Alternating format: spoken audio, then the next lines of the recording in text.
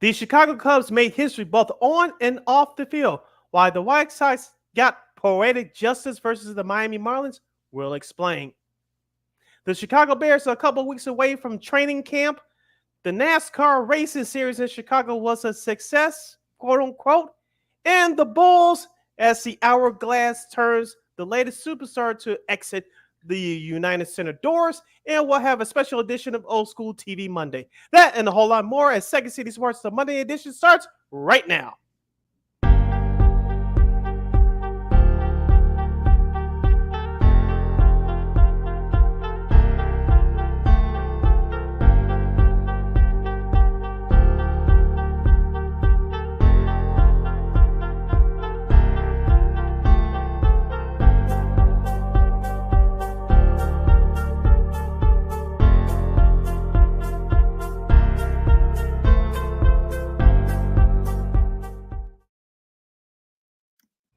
Welcome to another fun-filled Monday edition of Second City Sports. We're live in the living color right here on Sports So Chicago.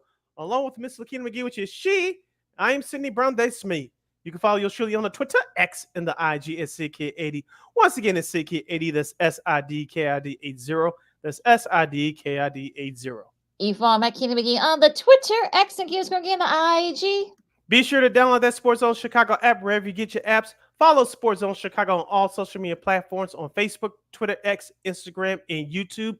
Please subscribe to our podcast. We are located at War Media Podcast. That's WARR Media, PODCASTS. We are on all podcast platforms, including the iHeartRadio app.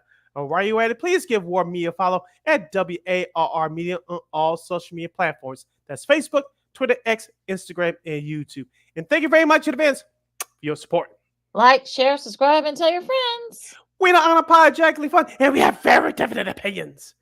If you have any definite opinions on the world of sports during our 2-hour extravaganza we call a Sports Talk Radio Show, you can always hit us up at Sports Zone Chicago's Facebook page or at Sports Zone Chicago on YouTube. Type in those questions or comments in the comments section. Look in and we'll get them up on the screen for you. But if you decide to troll and or do something silly, dumb, or stupid, I give Lakina full powers to give you full ability and be a boot. Toodles. But before we begin, we must remind you, you can catch Sports Zone Chicago live in the living color right now on Roku TV. That's right. So celebrate the squad and give it the program. Sports Zone Chicago is now available on Roku TV. If you already have a Roku television, please tap on the sports folder and download that Sports Zone Chicago app. If you don't have a Roku television, but you have some handheld devices laying around, iPhone, iPad, iTouch, your Chromebook, your PC, or your Android, just head up to Google Play Store and download that Roku TV app and access Sports Zone Chicago through that avenue. So no more excuses. Celebrate the squad and get with the program. Sports Zone Chicago is now available on Roku TV. 24 hours a day, 7 days a week, 365 days a year. Live and on demand. Anytime, anywhere. And you know we will provide. And I know we've been off for a few days, but we're back. We got a lot to do and talk about here on Second City Sports. And of course, we got a special edition of Old School TV Monday. The All-Star lineups and reserves are set. A couple of players are representing the Chicago baseball teams. Some interesting things happening over at Wimbledon. As we gear up for training camp coming up in a couple of weeks, we talk a little NFL. And a whole lot more, but first, and DeRozan got a trade as well, so we'll talk about what this means for the Bulls and so much more. But first, the Cubs made history both on and off the field. Well, if you want to think about history on the field sense, that they actually won their first series in a little over a month, being the Angels, shutting them out 5-0. Mm-hmm. But also, too, probably the biggest story is the fact that what they did in the booth on Marquee. If you guys didn't get a chance to catch it, I'm sure they're going to replay it, and I'm sure it's on YouTube as well. Veterans broadcast who does Cubs games occasionally, Beth Mullins, Elise Monaker, who does occasionally does the dugout reporting and the cellular reporting for the Cubs, and also Taylor McGregor, who does it regularly. They become the first time the Cubs had an all-female broadcast lineup, and a little bit of a good luck charm, I guess you can say. Sid, like I said, they shut out the Angels. So they sounded great. I heard a little bit of it. They sounded terrific. And even better, the Cubs actually ended up winning the series.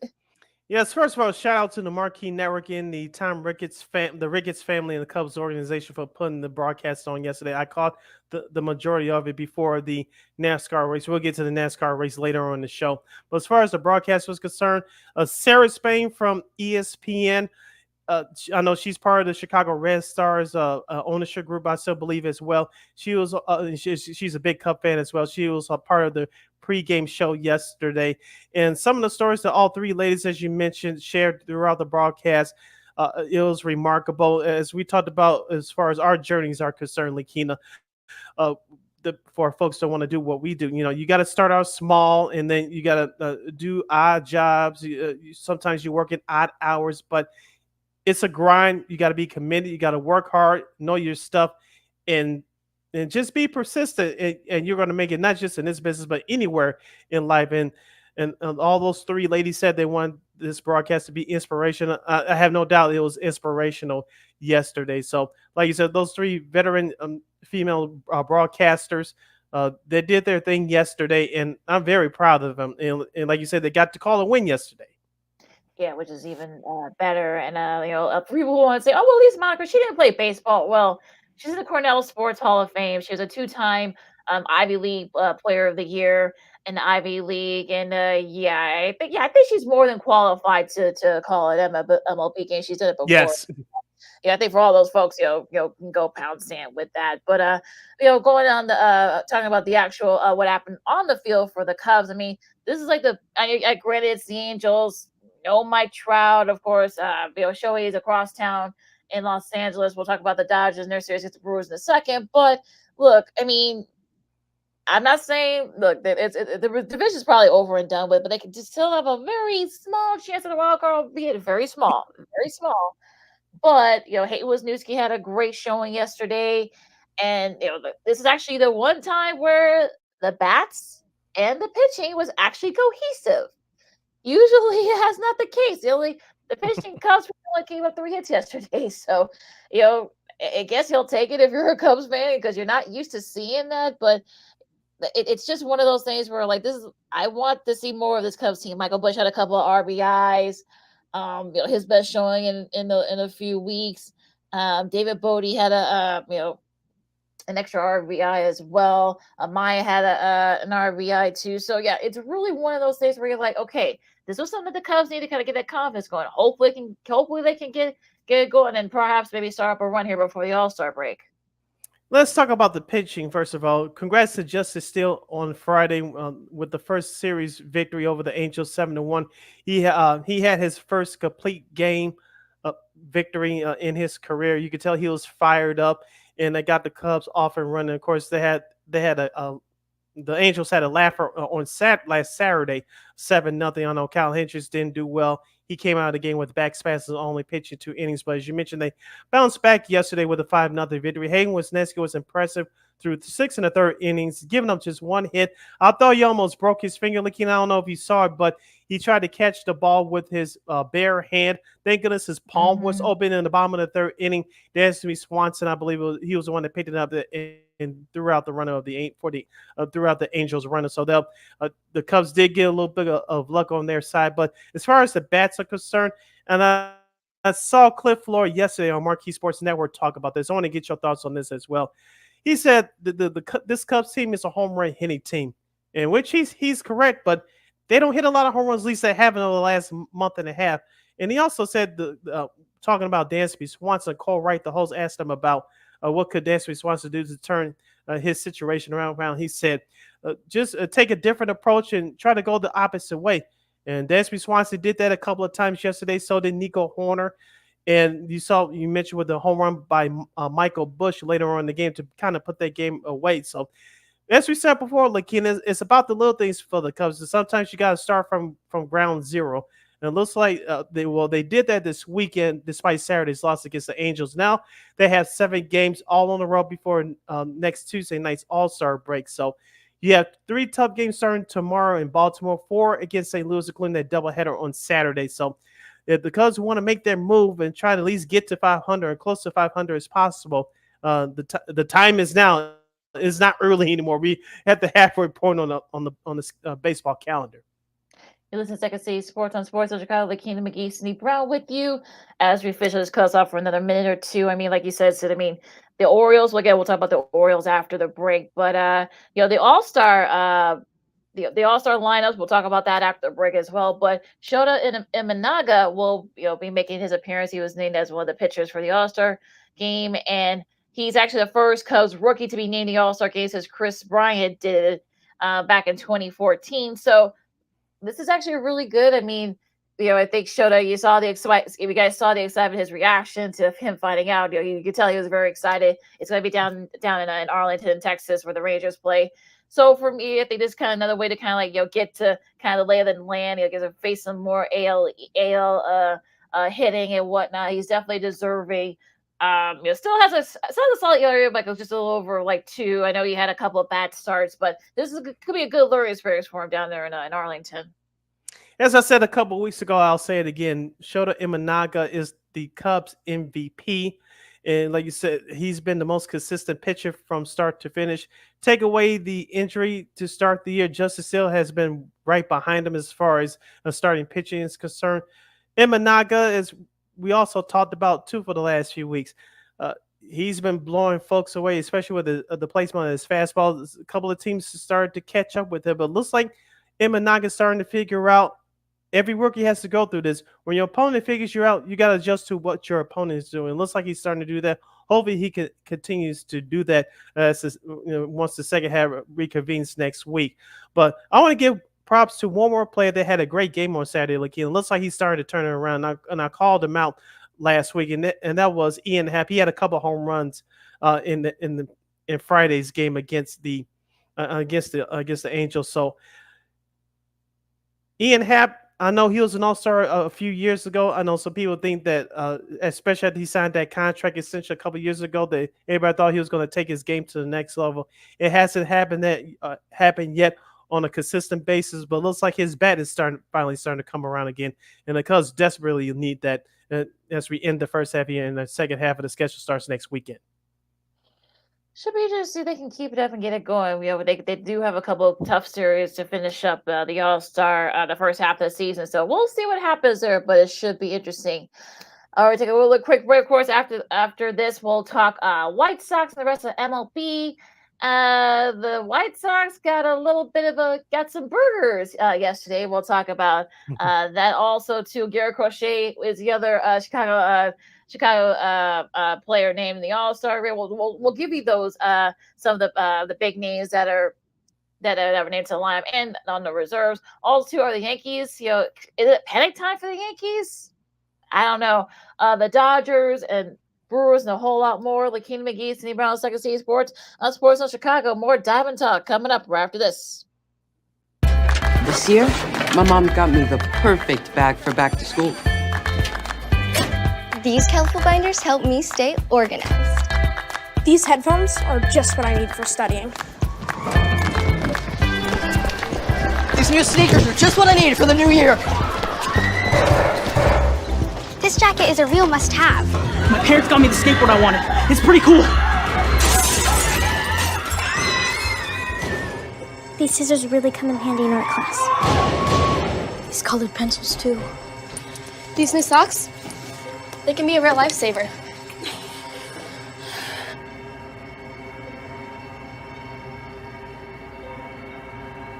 And I finally got my own phone to stay in touch with my mom.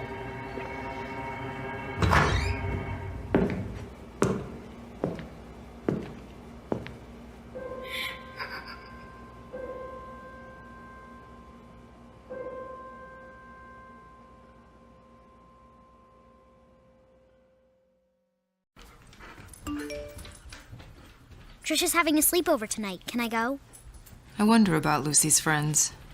What should I say?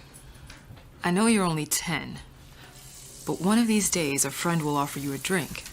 And alcohol at your age can lead to so many things. None of them good. So can I go to the sleepover? Lucy, I want you to promise me I something. finished my homework. Bigger promise. If there's any drinking, I want you to say, "No thanks, not my thing." Mom. I promise you.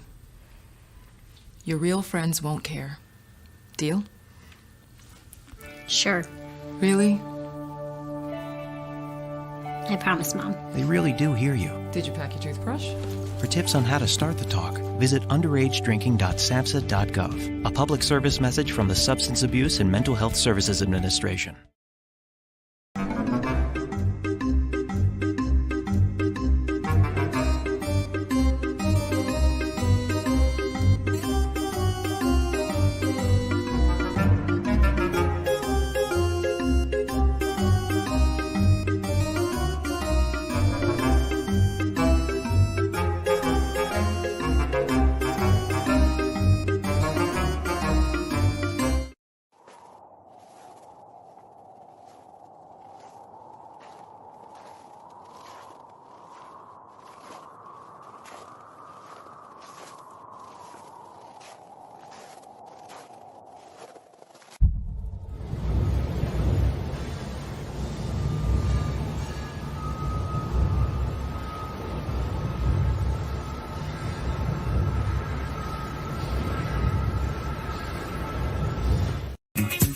Hey, this is Dr. J, and I listen to Sean and Maya in the morning.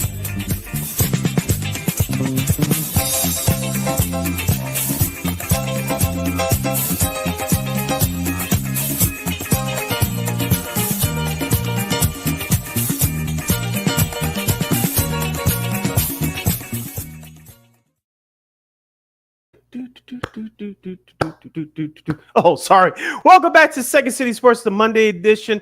We're live in the living color right here on Sports Zone Chicago. I'm Sid. That's Lakina. You can follow yours truly on the Twitter, X, and the IG at SidKid80. Once again, it's SidKid80. That's SIDKID80. That's SIDKID80. You follow my Keenan McGee on the Twitter. X the kids gonna get the IG. We have less than 84 minutes left for this extravaganza we call a sports talk radio show. If you have any questions or comments for us as we continue our baseball discussion, including those sad-ass White Sox, you can go to Sports Zone Chicago's Facebook page or Sports Zone Chicago on YouTube. Type in those questions or comments in the comments section. Lakina will get them up on the screen for you. All right, Sid. Let's get those sorry Sox out of the way. Unfortunately, they did lose 2 out of 3. I think we create another hashtag, Lakina. You had messy Mets and now sorry Sox. The sorry Sox. We should probably put that on a T-shirt, Sid. Maybe get that going here over there next time we go to the game. But yeah. 2 out of 3 they lose to the Marlins. They did win the opener, which I think we all thought that they were probably going to win that first for that first game. Now the other 2, unfortunately, they were right there for the Saturday one. Unfortunately, some clutching late for the Marlins. That fell by the wayside. That game yesterday, I should say. Pretty bad. As it was kind of back and forth for a little bit. The Sox did come back to tie it, and the Marlins came back. There was some weird feeling going on. You thought that maybe the game was over. No, it wasn't. And then, of course, a couple of batters later, Jake Burger, former White Sox, hits a 3-run home run to clinch the game and the series. So, that was a interesting series down there in South Florida. So, what did you think? Yeah, poetic justice for Jake Burger. So I was happy for him. This was supposed to be the Tim Anderson revenge tour against the White Sox. Of course, Tim Anderson was cut last week before the series with the White Sox began. But going back to Saturday's game, Garrett Crochet couldn't make it out of the 4th inning. I do not blame him for that loss Saturday. Just like it's been this replay sort of comedy circus clown show all year. You have a big lead, your bullpen blows it. It happened on Saturday. Soroka stinks. And then Michael Kopech yesterday. I said this to our guy, Nick Morowski of Good Guys Talk back on his podcast last night. I know Michael Kopech was placed as the Sox closer to the beginning of the year because the Sox have nobody in their bullpen. But as a closer, Lakina, your primary pitch cannot be fastballs. We all know Michael Kopech can throw a fastball better than anybody in baseball when he's on. But if that's your primary pitch as a closer, you're going to get burned, and that's what happened yesterday. Now, the Sox starting pitching actually has been decent. Drew Thorpe I think he's going to be a talent. Of course, he was part of that Dylan Cease trade before the season started. I think we have something in him, but I'm gonna hold out my judgment and watch him a few more times before I give my official validation whether he deserves it or not. Garrett Crochet, as I said before, Lakina, he should not be traded. Him or Luis Robert Jr. You should keep. I think they will at least through the end of this season. You should build around those two. Jonathan Cannon, the jury's still out on him as far as I'm concerned. I see some flashes, but I want to see some consistency through him. But as far as this series, Lakina, this was no surprise of what we have seen from this White Sox team this year. You get up big, you hand it over to the bullpen, they blow a big lead, and they should have swept the series. To be honest with you, Florida's not good. You see why, but Tommy Pham, I love him, but he does not deserve to be out there in left field. And Michael Kopech is not closer. He throws too many damn fastballs, and you get burned. And that's what happened yesterday. Yeah, I mean, it's sort of one of those things where you thought that maybe the Sox could have gotten at least a couple of these games, maybe even perhaps sweep, but alas, that's not the case. So, it's going to be interesting to see if the Sox can kind of. I don't know what the Sox can do. Look, they know they're not really going to do too much. I mean, they do play Minnesota starting tonight, but yeah, it's going to be interesting to see how kind of all this goes. But they're back here, and yeah, I think Sox fans are just looking for the first half to be over. That way, I don't have to worry about watching Sox baseball for the next few days next week. Yeah. So, yeah, I think that's what they're looking forward here as well. So, what more can you say? But yeah, look, shout out to Garrett Crochet, make his first All-Star. It'll be interesting to see, like you said, if by the end of the month, will he be gone? I know he said he wants to stay here, and I know there was some stuff that went on with the contract negotiations and whatnot. So will this give Chris Getz an idea to perhaps maybe trade it while his stock's still pretty good? Who knows? But we'll see. Yep. To other happenings around Major League Baseball, we'll go by. I know there's one series that's concluding today, but yesterday's victory by the New York Mets, they had a comeback victory by the score of 3-2 over the Pittsburgh Pirates. Edwin Diaz, who got caught with his pants down, no pun intended, here in Chicago a couple of weeks ago with the illegal substance in his pitching hand. He was suspended for 10 games. He's back now. He closed it down for the Mets yesterday. I know last Saturday, Lakina Paul Skeens, congratulations to him for making the All-Star game for the first time in his career, even though he was brought up in the middle of May. The Pirates, as I told you, Lakina, can they finally get to that point where they can get over 500? Currently, they're 5 games under 500. The Mets are trying to finish the first half strong. They're, as of this live broadcast, they are currently 44-44 on the year. Yeah, I mean, I'll talk about the Mets for a second. I think the Mets are kind of like one of those teams where, Grimace or not, maybe like they're still finally kind of get it going. I know Pete Alonso said he doesn't want to go anywhere, so maybe that's why you're seeing him kind of getting this tear, and so is the Mets. I want to talk about that. I want to talk about the game on Friday, 14-2. Interesting that because the Mets actually scored the first 2, but the Pirates scored 14 on the answer. They're the first team in MLB history to end the game by scoring those 14 plus unanswered runs. All of them coming home on home runs. I think there was like a 3-run home run. There was a grand slam. There was like another couple 2-run home runs. It was just a kind of crazy what happened on Friday, but on Thursday I should say. But yeah.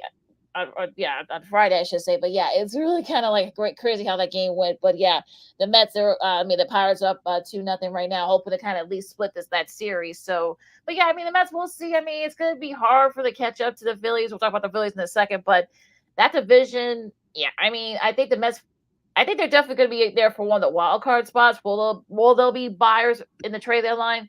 Gotta wait and see for the next couple of weeks. But yeah, it's going to be interesting down there over at Citi Field.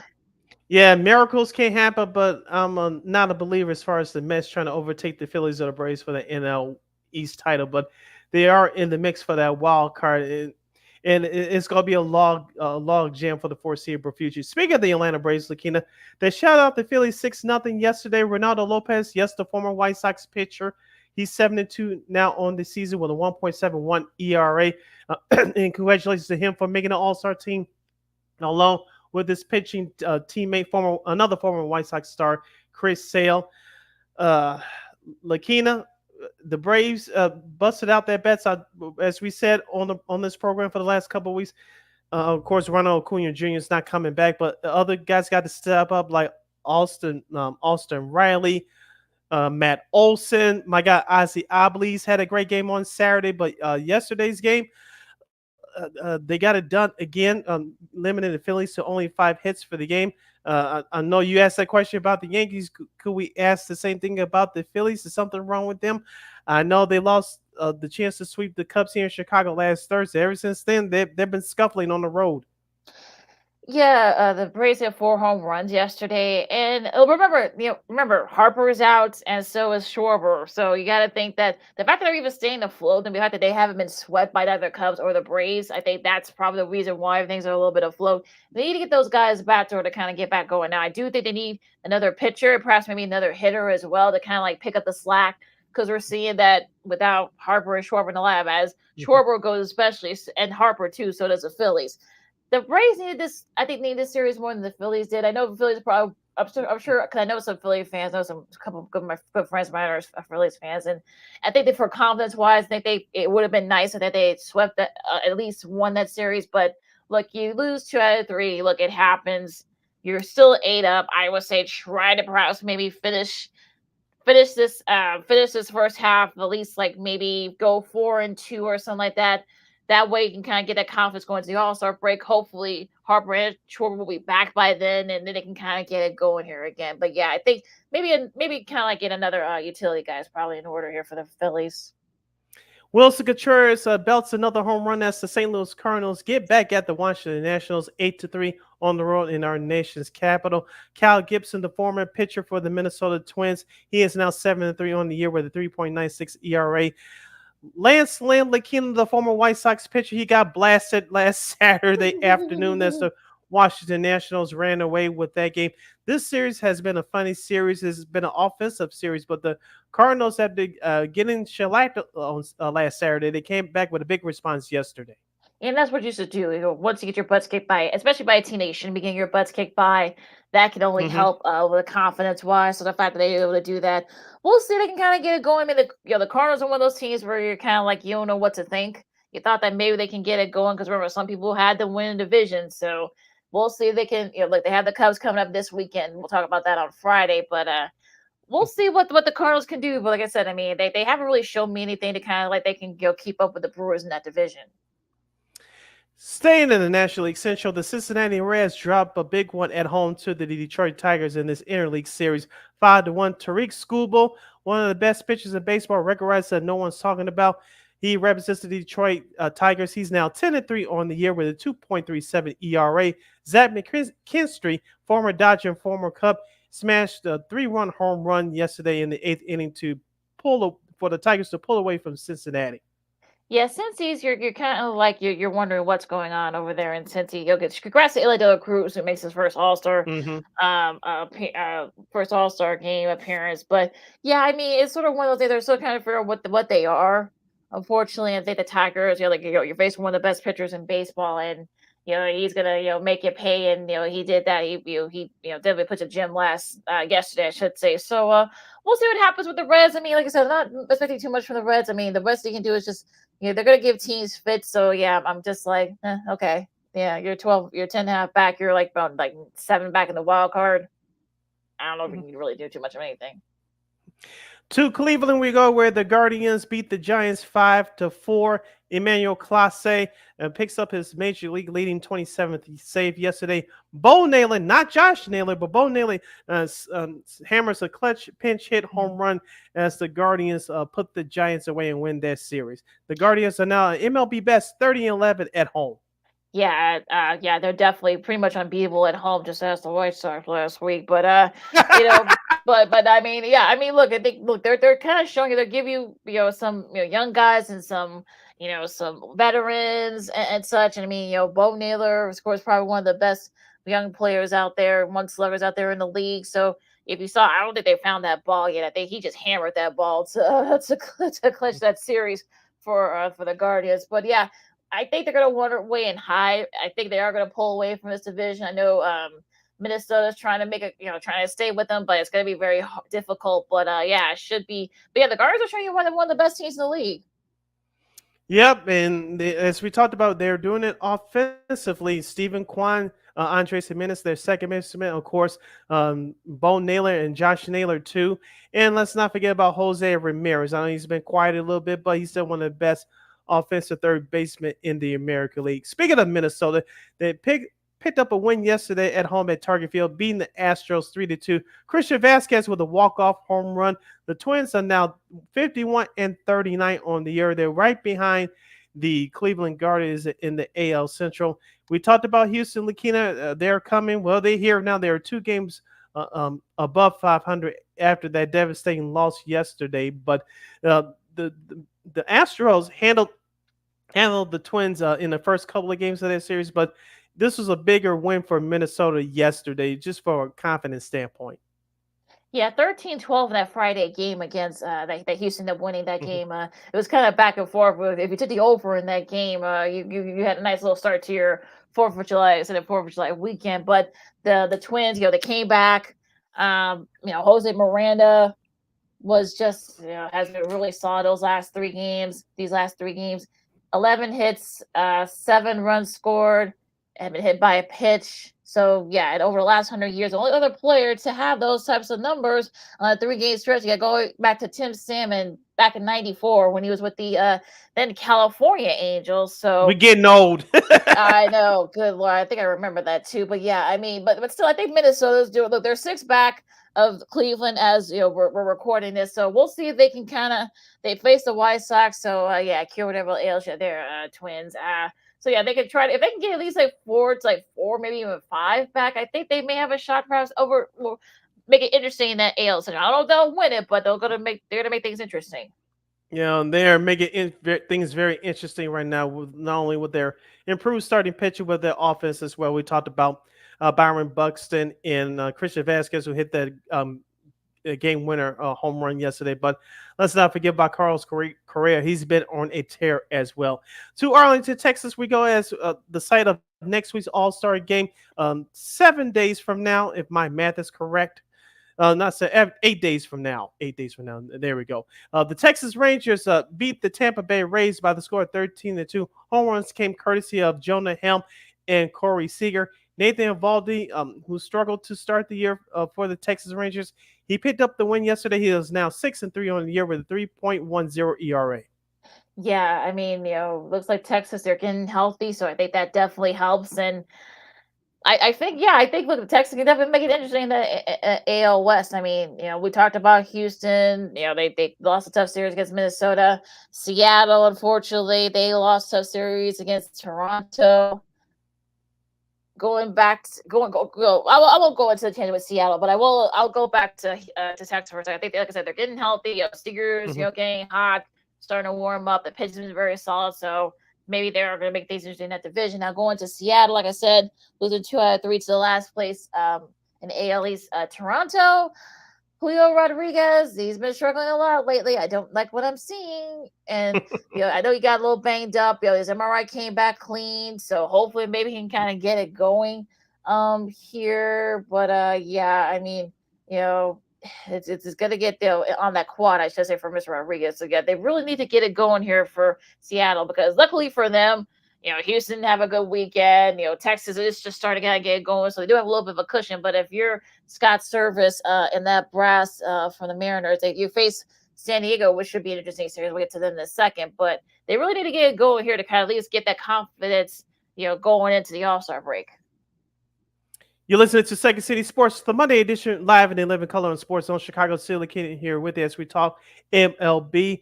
And going back to the NL West, the Colorado Rockies failed to win the series against the Kansas City Royals. The Royals get the best of Colorado 10-1. Bobby Witt Jr. belts a 3-run home run to cap off the 6-run ninth inning for Kansas City.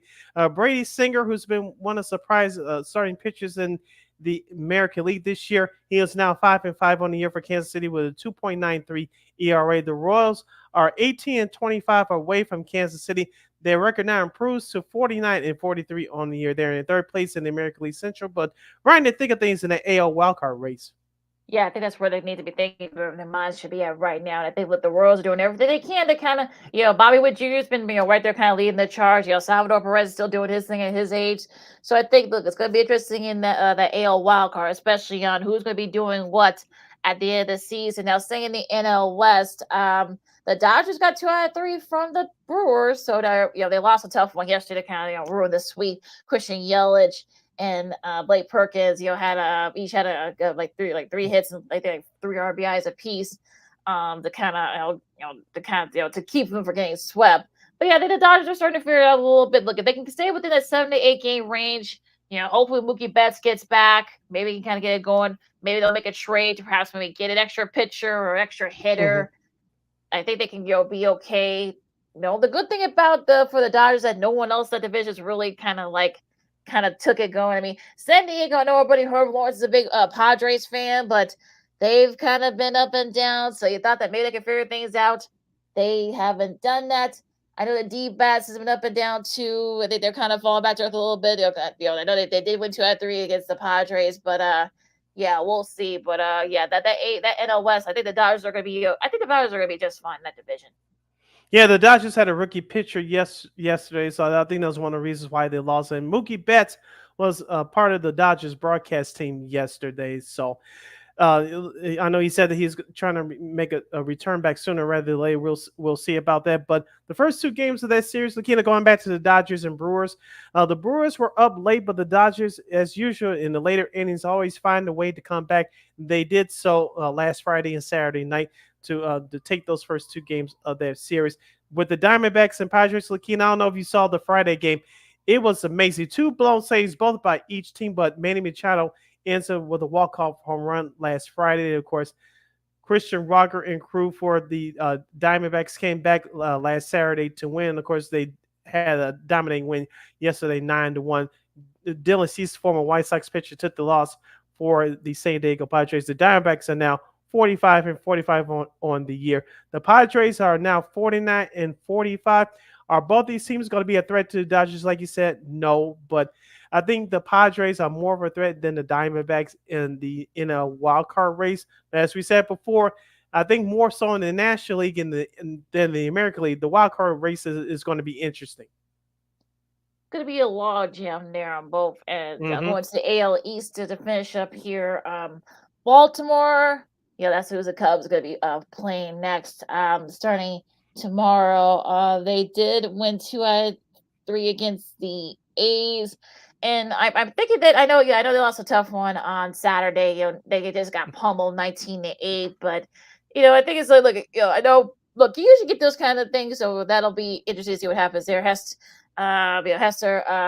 Hurstead, 3-run home run for the Orioles to kind of put a capper on that series. And look, you're going to get your best from the A's, so you should be okay if you're the Orioles. So I don't think you should be worried too much about that. Now, Yankees, they lose 2 out of 3 to Boston. Now Ben Rice, actually, the rookie slugger for the Yankees, that 14-4 laugher on Saturday. Everyone was quiet that day, all of Red Sox Twitter. He actually did something that Mickey Mantle and Derek Jeter, all the greats have not done. Is that's have 3 home runs in one game. So congrats to him doing that feat there, something that has never been done before, which is kind of crazy. He's also the first MLB player in history to hit a leadoff home run and 2 3-run home runs in the same game. He did 17 games into his career, so that's just remarkable what he was able to do there. But I know some people were saying that shit. Yankees, everyone waiting for Brian Cashman's head. Look, I think the problem is that they're not healthy. That's the problem. They're not healthy right now, and I think people need to remember that.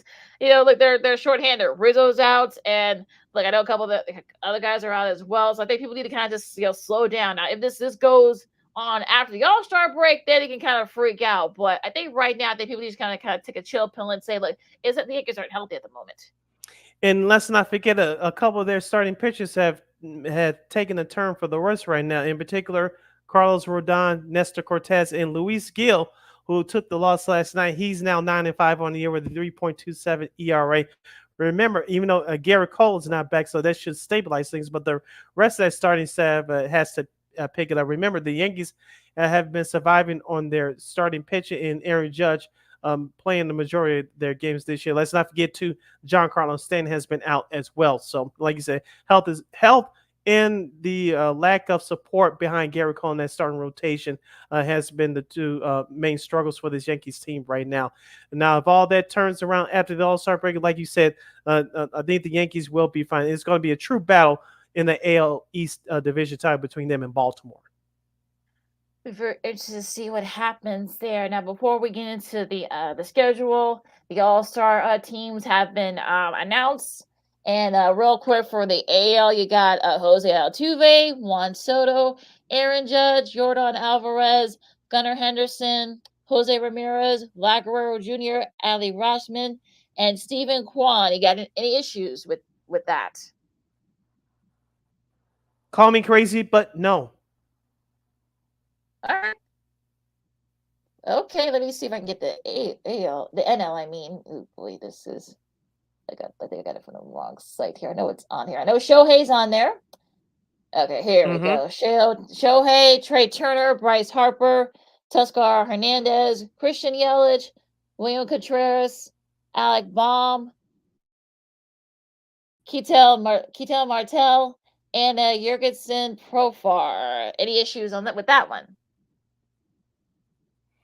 No, congratulations to Jackson Profar and Jackson Merrill, for the rookie, for making the All-Star team for San Diego. Great honor for Mr. Merrill there.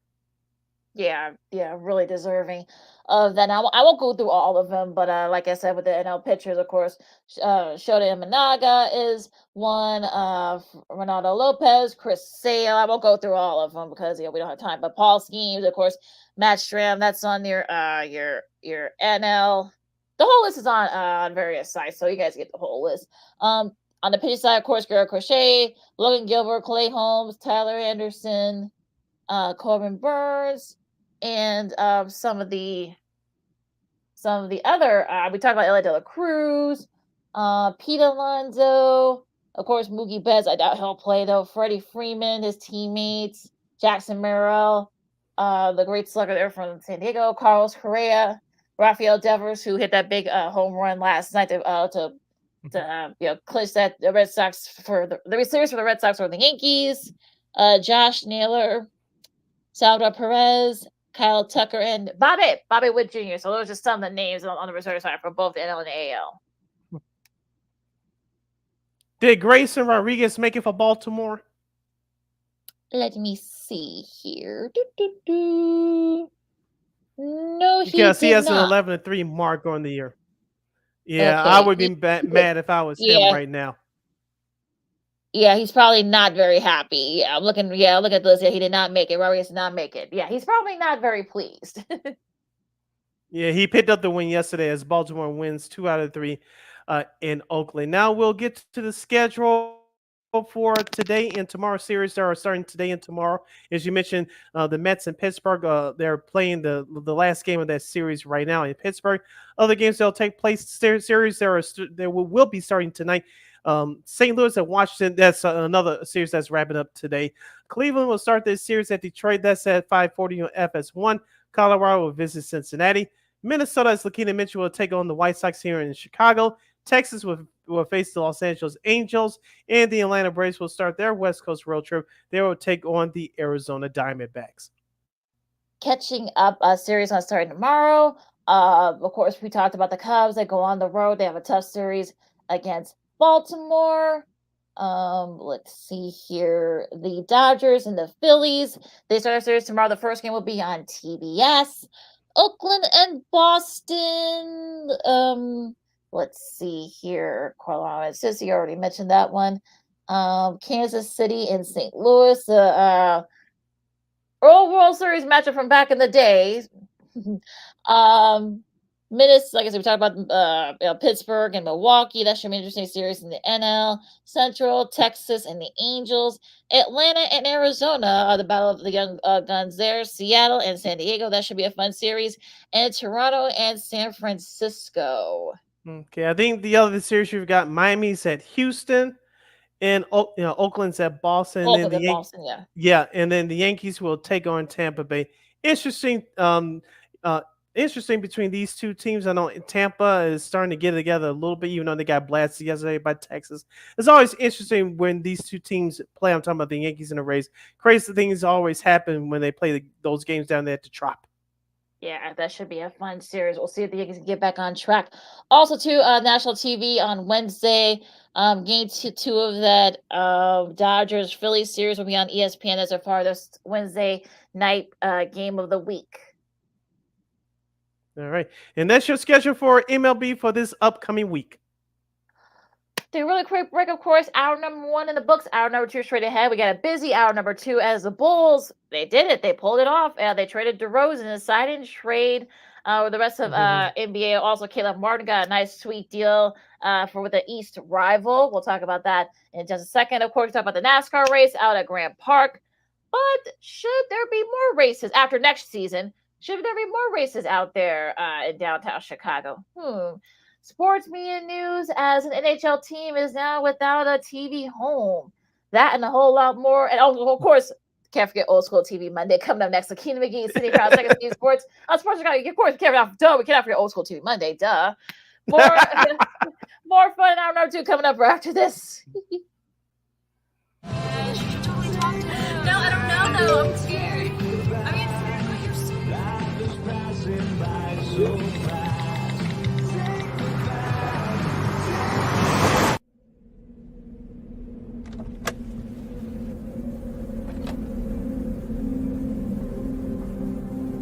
Do you know that you're in my lane?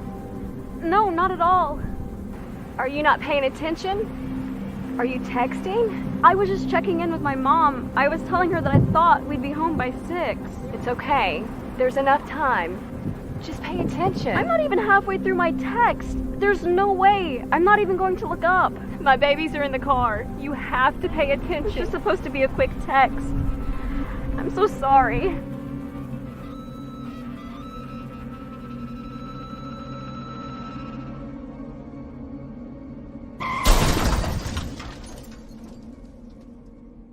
Hi, I'm Tom Brady, the director of DODEA. September is National Suicide Prevention and Awareness Month.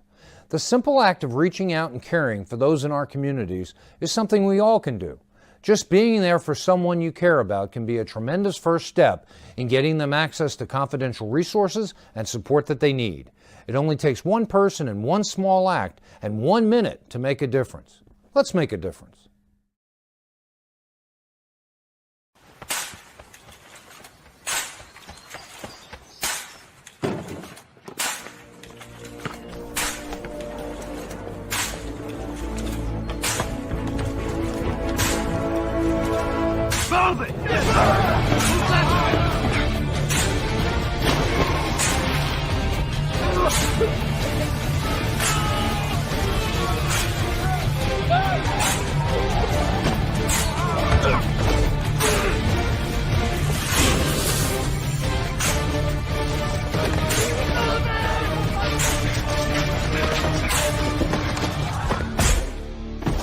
Many will hear the calling. Few will earn the title. United States Marine. The few, the proud, the Marines.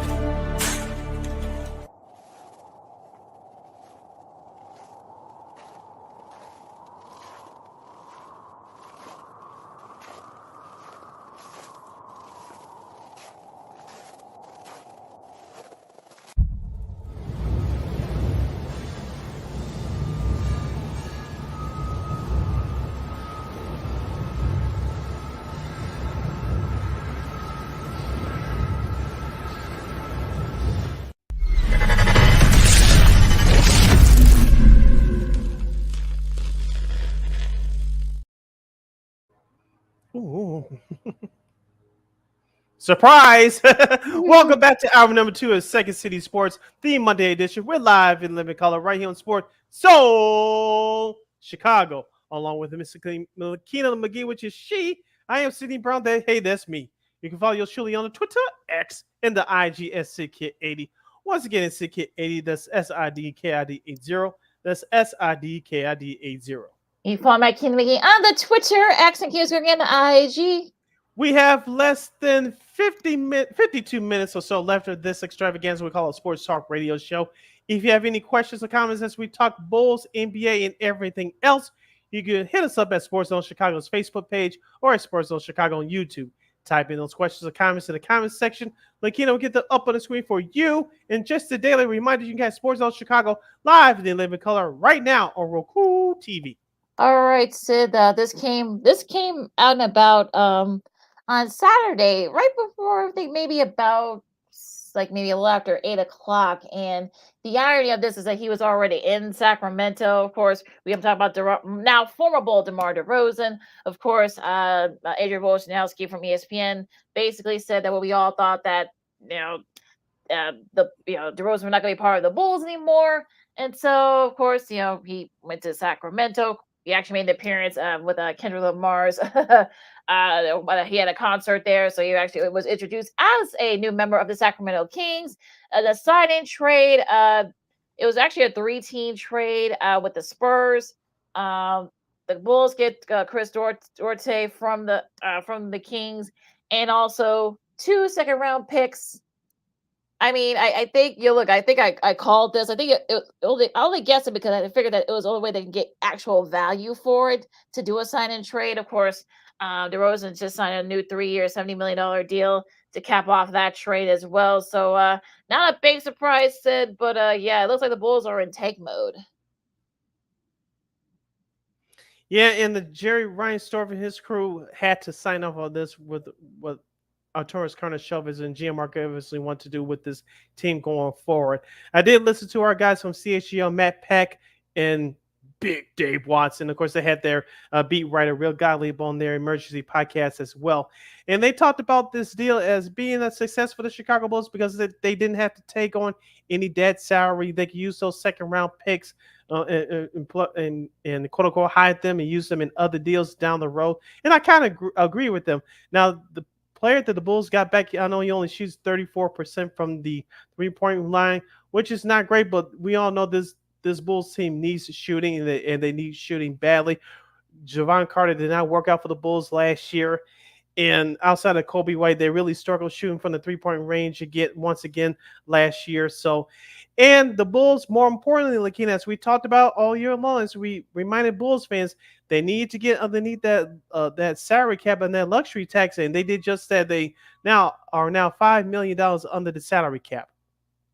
Yeah, I think this will definitely help there. Of course, Harrison Barnes, he is going to the Spurs. And that's another part of that trade as well.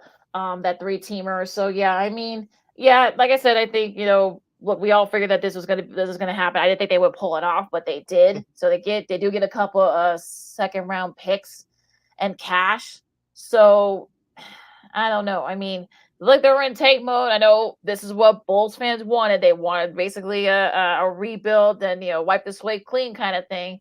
Well, look, be careful what you wish for. So look, if they end up turn some of those picks into, maybe they gave even more draft capital, perhaps maybe you'll get in the top 5, because remember that top pick is protected by San Antonio from the DeRozan, the last DeRozan when he came to the Bulls.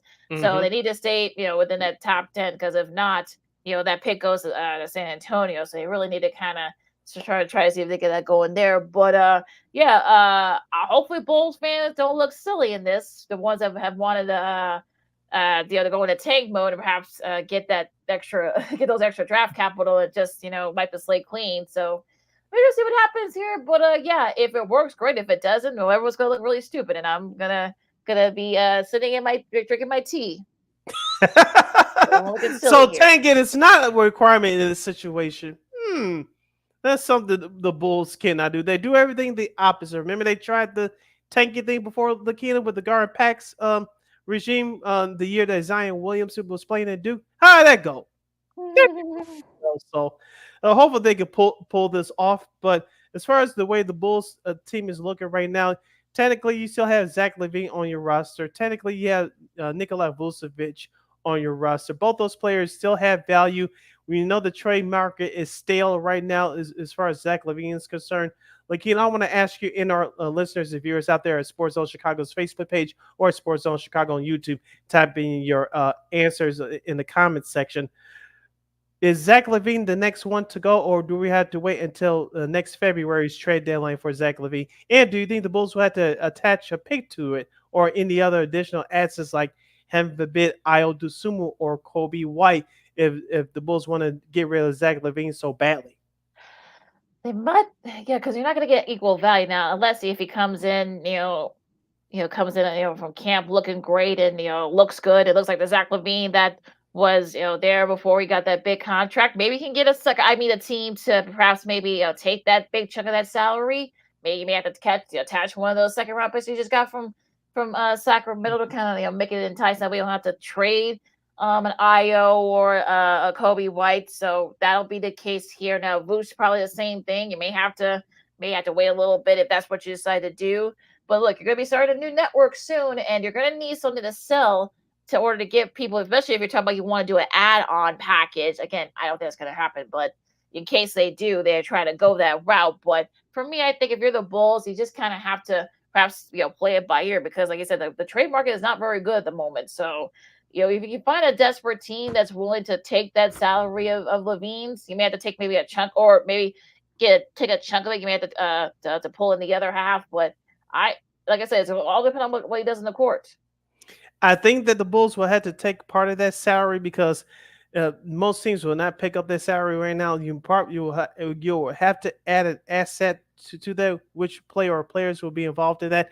I don't know. Like I said, you probably have to use one of those second round picks. But we heard, we read and heard rumors, Sakina, ever since the offseason began. Utah, Brooklyn, Sacramento. It's not Sacramento now since they got the DeRozan, but we heard their Warriors a rumor over last weekend, and some people said that story was true. Other people said it wasn't. The potential Chris Paul trade in that number one pick, but of course Chris Paul ended up getting cut by the Warriors. Now he's with San Antonio, but we heard some of these middle of the road teams. Now we're starting to hear the Pistons. I don't know if that's going to happen, but like you said, the trade market is very stale for Zach LaVine right now. We're not saying that he's a bad guy or anything like that, but it's just from a basketball fit and what the Bulls want to do. It just didn't work. He's not the face of your franchise. As I said before for the last few years, and I'll say it again, Zach LaVine is a good number 3 on a very good team like Dallas or the Lakers when they had it going on. So strong teams like that, or like a Boston, just teams like that. And like Philadelphia, he's your number 3. He's your perfect number 3 guy. That's who he is, and that's okay. But it just wasn't okay for him to be the face of the franchise here. Him and DeMar, it didn't work on the court, and we saw what happened at times, both on and off the court. DeMar DeRozan, when he was here, he was able to take their leadership role, not only apply it to what happened on the court, but off the court as well. Of course, we heard stories of him driving the young players to the University of Illinois to watch Io Dusumu, his jersey retirement. He was taking them out to concerts, just spending time with them off the court. Everybody wants to focus on, it's important to do what you do on the court. Yes, it's ultimately your goal, but what happens the time you spend away from the practice field, away from the film study? That's where the real team bonding happens. And DeRozan was the leader of that. And now you don't have that for the time being. Yeah, and I think that's really kind of a big thing here. And look, unfortunately, this is what you kind of take for granted. You take that, a leader like DeRozan, now you don't have that. So we're just to see what happens with the Bulls, what they decide to do now. If the Pistons do want Levine, if you're AK, I think you're probably one of those. Like, they have a lot of first round picks and future first rounders, so you may have to give one of those first rounds if you want Levine so bad. But I digress. You're listening to Second City Sports on Sports of Chicago. Lakita McGee, Steve Brown with you. Caleb Martin, who was the that young player that kind of helped Miami pull off the upset against Milwaukee. Not this past season, but the season before last season. Now he's gonna go to Philadelphia. Got a nice little paycheck there. So, Sid, what do you think about that news that came down the pipe on Saturday? That was a very good move by the Philadelphia front office. Elton Brand and what's that dude from Houston? His name escapes me for the moment. Daryl Morey, thank you. Daryl Morey, that was a great move by both those gentlemen. As we talked about early in this offseason, of course, Joel Embiid is going to be a part of the USA Olympic team this summer. Hopefully he stays healthy not only there but for next season for Philadelphia as well. They picked up Paul George via free agency, and they re-signed their own and Tyrese Maxey. We saw what Tyrese Maxey did in the playoffs last year, becoming a first-time All-Star, and he showed out in the playoffs against the Knicks. But because of Joel Embiid's injury, that was one of the reasons why that they lost to the Knicks in that first round. But Philadelphia's forming a nice team over there to compete with the Milwaukee's and the Boston. So I'm interested to see how they go about filling out the rest of that roster, in particular their bench. Yeah, that's really going to be the big interesting to see. I think he's definitely kind of because that's what really killed the Philadelphia last this past season was the fact they didn't have a bench. So having Martin there definitely. Daniel Tice, who I'm still pissed that he's not in the Bulls uniform. I know it's been a few years, but whatever. I'm still pissed about that. I'm sorry. He ends up going to New Orleans to help out that squad, and I really like this. I really like this fit for him over there down there in the Bayou. Yeah, we know he's a scrappy player. He's a hard worker, and he replaces, at least on the roster anyway, Sarunas Valanciunas, who ended up signing with Washington last week. If you're New Orleans, are you still considering trading Brandon Ingram? We'll see. And Zion Williamson, he got to stay healthy because, as I said before, Lakina, I said again, if he was healthy for last year's playoff series against OKC, they would have beat OKC, but you can't go back and rewrite history, so you got to deal with what you have and move forward. But going back to Philadelphia, Lakina, I know they lost Nicholas Batum and they lost Tobias Harris, but they did pick up Andre Drummond. But I'm still interested to see how Philadelphia fills out the rest of their bench. That's really going to be the key here, and Summer League. Well, no, let's do this first because Steph Curry, of course, he and the rest of the Team USA men's basketball, they're practicing right now for the Olympics coming up in a couple of weeks. We'll talk about their pool play. We'll tell you the teams are going to be playing in early pool play round robin. He believes that the Warriors, of course, with Klay Thompson now being in Dallas, he said that the Warriors are the last dynasty for the foreseeable future in the NBA. What say you?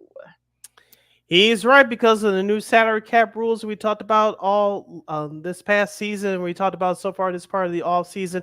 It's gonna make it hard for teams to stay together long, especially with these max contracts that these players signed for the last few years. I know they're going to get a bump in salary after next year with the new TV money coming in, but the middle class of the NBA is about history, and so is going to be history. So you're going to have like 3 or 4 players that's going to make a lot of money, and then everybody else is going to make they're going to make a slightly above league minimum. But you got to find guys off the scrap heap to fill out the rest of your roster.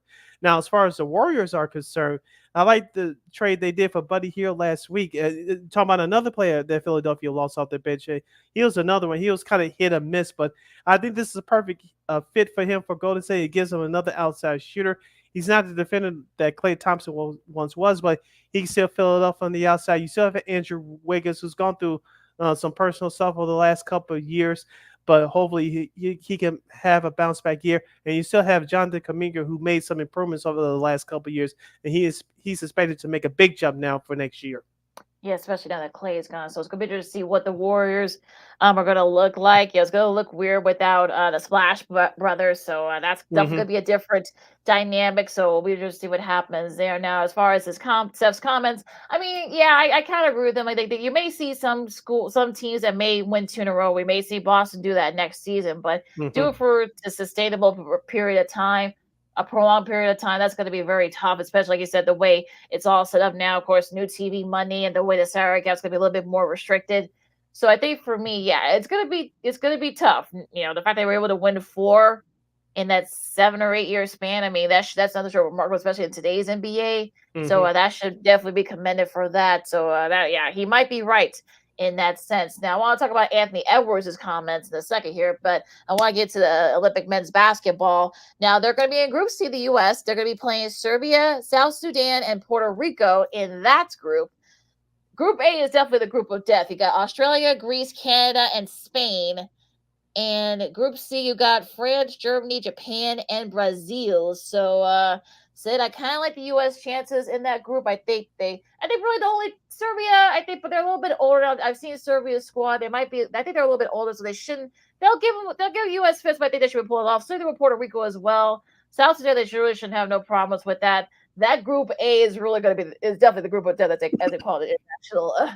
Yeah, I got to study the rest of the rosters for the rest of the countries, but excuse me, but I did take a peep at that Canada roster. I think they could be sneaky dangerous come Olympic time. Mhm. So I wouldn't have I think the U.S. will win gold, but watch out for Team Canada. They're coming. So I wouldn't sleep on them just yet. Like I said, I got to study the rest of the rosters for the other countries, but.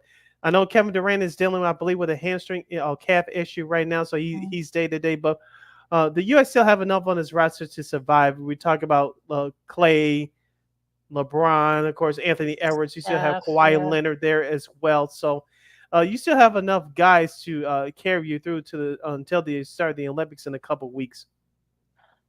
This is going to be a lot of fun. So yeah, I'm looking forward to the on the men's side. I should say. Yeah, I think any other NBA news before we move on? Let's move on. All right, let's take a seat. Sports on Sports with Chicago, Keena McGee, Cindy Brown with you. Let's talk some WNBA. Want to give a shout out to of course the two top rookies. Caitlin Clark, of course, became the first rookie to have a triple double. She did it on Saturday, and of course, Asia Reese broke the record for the most triple doubles by a rookie. So yeah, I mean, of course, the Sky did in the losing. She did it against for the Sky, but in a lose effort, the Storm got their revenge on them yesterday, and of course, Caitlin Clark got her first triple double on Saturday. The first rookie to do that, and then of course, the Fever won that game. So yeah, just want to give those two a nice little shout out. So and I know people are going to say it's between those two for Rookie of the Year, but I think the fact that Angel Reese has been the most consistent. Especially now she got this new record. She's it's 13 in a row, 13 games in a row. She has the triple double. Because of course, remember when Candace Parker did it was within 2 seasons. The fact that because of the strike and whatnot, the fact that Adrian has been doing this the last 13 games and consistently, she's shooting the 3-pointer better. She wasn't a 3-point shooter at LSU. Once she gets that going, I think she's really going to be one of those top players in the league. Yeah, you start to see her improve in other areas in her game, and she's this cornerstone for this Chicago Sky franchise. Because don't forget about Camila Cardoso as well. She's still trying to find her way, but she's starting to find some consistency right now.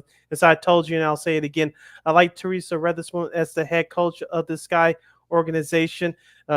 We both remember her playing in the WNBA. She's a scrappy defensive player, and she's a type of hard-nosed coach that this young team needs. Find an identity. Find identity. What's your identity? What's your mission statement? So, and that's what the Sky is trying to do right now. Now, the Sky is still struggling here down the stretch, here and there in close games. Like you mentioned, they lost to the Seattle Storm on the road last night, a better team. But as soon as the Sky learn how to win close games and execute better down the stretch, I think they'll be a better team. Now, will they make the playoffs? I'm not sure.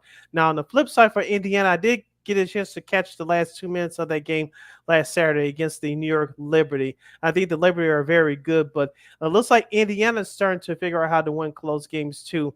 And they had a slight edge over the Liberty. And what I mean by that was that the Fever did the little things down the stretch. They don't have to depend on Caitlin Clark and Aaliyah Boston to do everything. You had other players that stepped up, made some big free throws, and the Liberty, the shots they were hitting earlier again, they were missing down the stretch. So that's why the Fever won that game last Saturday at home.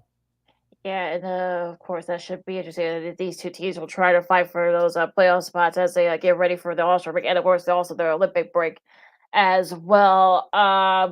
The Fever, they play the Lynx, the Washington, not the Mystics. I said the Washington Mystics at 11 a.m. on NBA TV on Wednesday. Also, too, at the same time, the Sky hosting Atlanta Dream also at 11 a.m. I'm sure it's on a marquee. Yeah, it is. It's on marquee here in Chicago. Marquee, yes. Marquee Network in Chicago. So yeah, you can catch those games early in the morning. I don't know. Look, I don't make the schedule, so I don't know why they have these. I think it's for the day cameras, Lakina. That's why. I guess so. Probably. Yeah, I got you. So yeah, and there's a schedule for some of the games this weekend in the WNBA. And also too, the Aces are starting to kind of get it going as well. Asia Wilson continues to break records, and it looks like I said, the Aces, they kind of had their struggles earlier this year. But yeah, I mean, look, the Lakers have already clinched the President's Cup, as they call it, for them. And as of right now, the Sky actually would make the playoffs. So, but they're kind of like I say, still got a long way to go in the season. They're only about half, not even halfway through yet. So it'll be interesting to see what kind of goes as these last few weeks before the All-Star break and the Olympic break. But yeah, I mean, at least so far, it looks like we'll see what happens. Should NASCAR make its Xfinity Street Racing Series a permanent home here in Chicago? Upset Sunday occurred on the women's side at Wimbledon, and we'll have sports media news in a special edition of Old School TV Monday. That and a whole lot more when you come back. You're listening to Second City Sports, the Monday edition. We're live in the living color right here on Sports Zone Chicago. This year, my mom got me the perfect bag for back to school. These colorful binders help me stay organized. These headphones are just what I need for studying. These new sneakers are just what I need for the new year. This jacket is a real must-have. My parents got me the skateboard I wanted. It's pretty cool. These scissors really come in handy in art class. These colored pencils, too. These new socks, they can be a real lifesaver.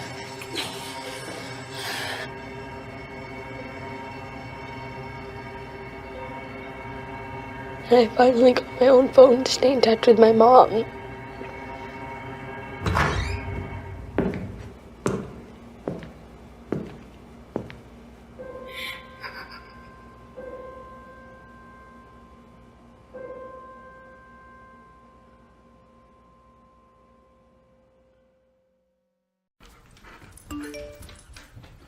Trisha's having a sleepover tonight. Can I go? I wonder about Lucy's friends. What should I say? I know you're only 10, but one of these days a friend will offer you a drink. And alcohol at your age can lead to so many things. None of them good. So can I go to the sleepover? Lucy, I want you to promise me I something. finished my homework. Bigger promise. If there's any drinking, I want you to say, "No thanks, not my thing." Mom. I promise you, your real friends won't care. Deal? Sure. Really? I promise, Mom. They really do hear you. Did you pack your toothbrush? For tips on how to start the talk, visit underagedrinking.samhsa.gov, a public service message from the Substance Abuse and Mental Health Services Administration.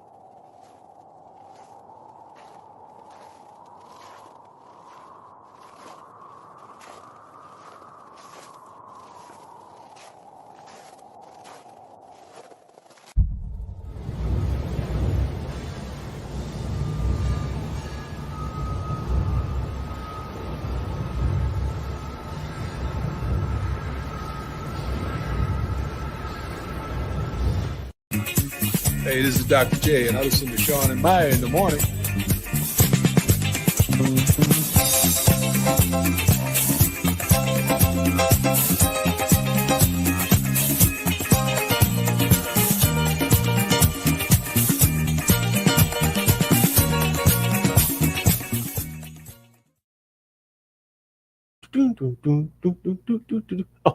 Welcome back to Second City Sports of the Monday edition. We're live in living color right here on Sports Zone Chicago.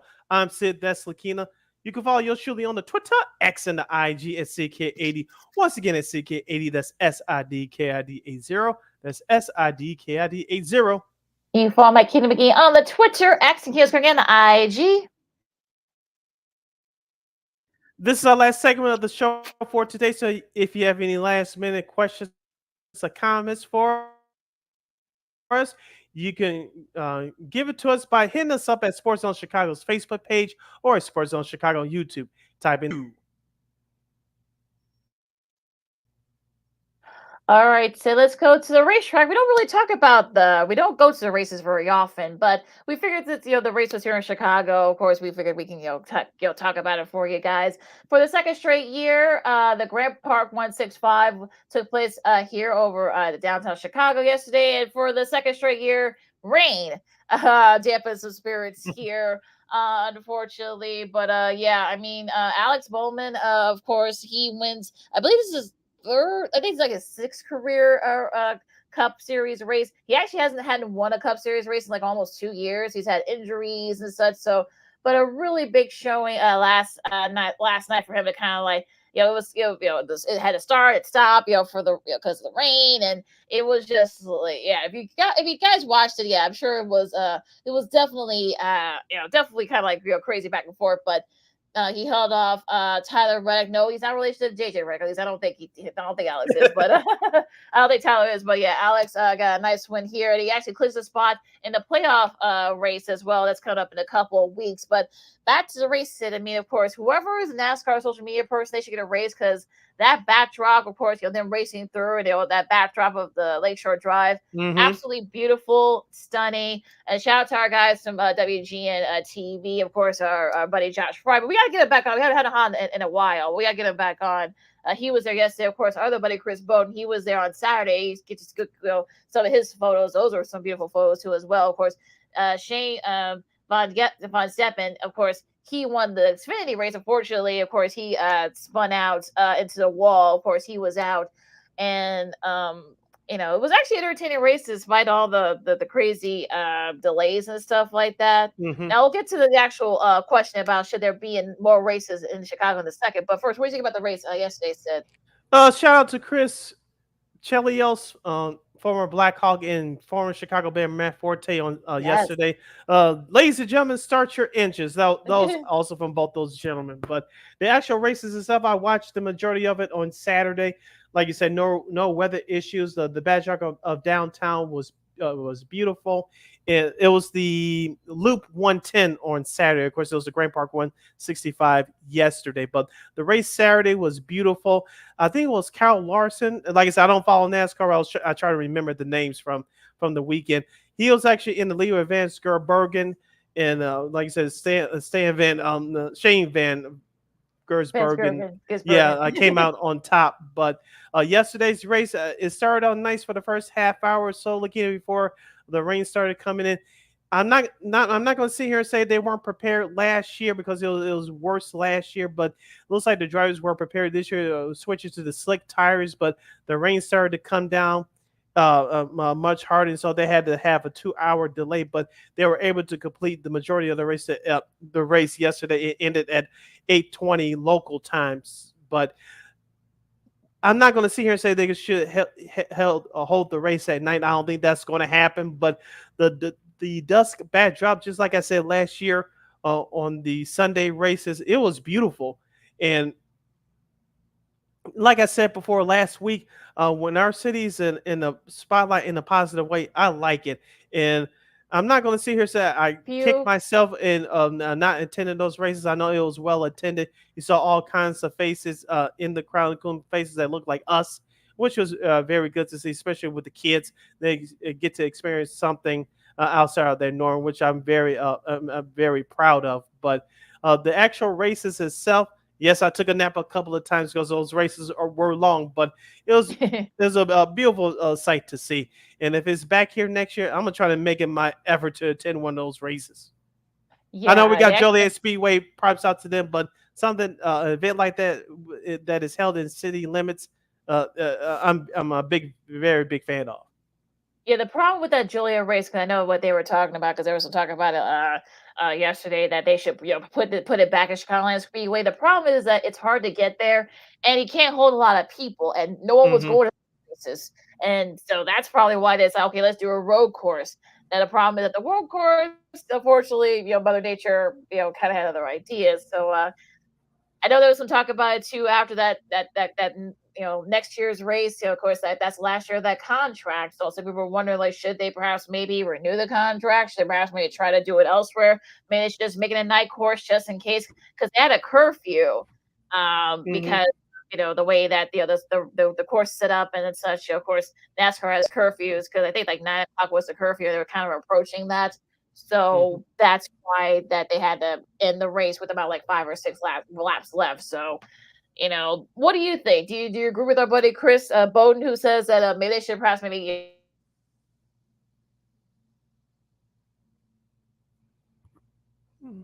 I think that NASCAR should have a contract to bring it to Chicago, if not every year, every other year, because it was well attended by not just the locals, but I know there was fans from 23 states from around the U.S. of A. I know there was some foreigners that attended this event as well, and yeah, of course, it brought from an economic standpoint, it brought a much needed